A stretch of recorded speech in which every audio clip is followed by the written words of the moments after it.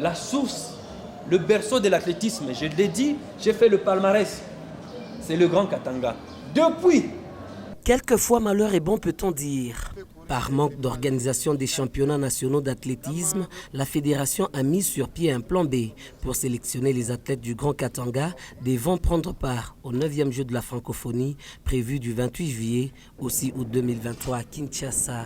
Moi, on a fait sélectionner de telle manière que les compétitions de donner kabisa. Le samedi et dimanche dernier étaient bien plus intenses pour les athlètes afin de s'adjuger une place dans l'équipe nationale des Léopards.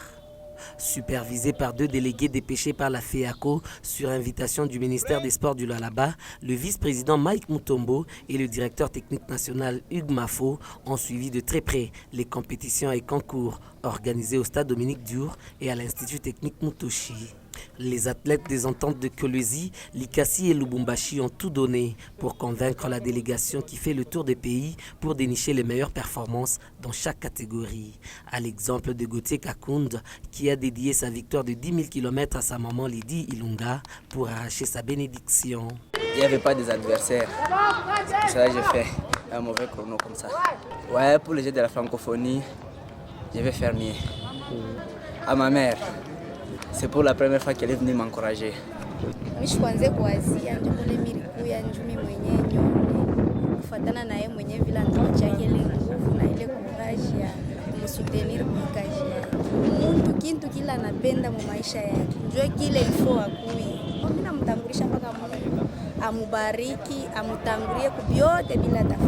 En sa qualité de directeur technique d'Afrique centrale, la mission de Hugues n'est pas à prendre à la légère. La sélection n'est pas mauvaise, mais il faut qu'on amène nos athlètes à trouver leur qualification, leur minima, qui vont leur permettre d'être éligibles à la compétition. Au niveau national, je suis certain que la République démocratique du Congo, une fois de plus, va hisser son drapeau comme c'était lors des derniers Jeux de la francophonie à Abidjan, avec la médaille d'or au marathon avec Dieu merci Makorondo. Et pour cette fois-ci, nous sommes certains que ce ne sera pas une médaille, mais plus que des médailles. Les quotas qui nous a été donnés, c'est 137 athlètes.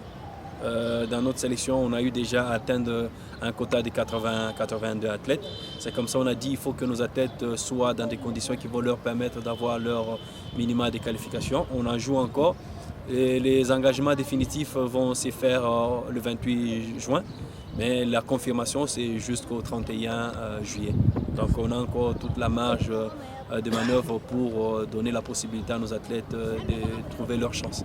Une compétition qui concerne aussi les officiels.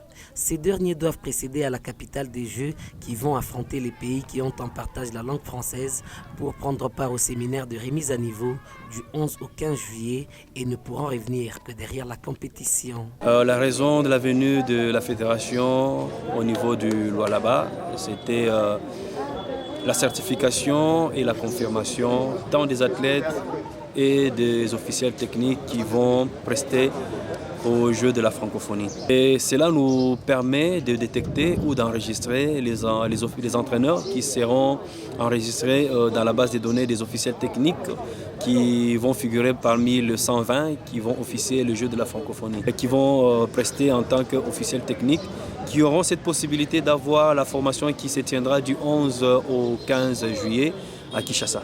Après Kolwezi, la délégation de la fédération ira à Kananga avant d'atterrir au Sud Kivu pour accroître les chances des médailles.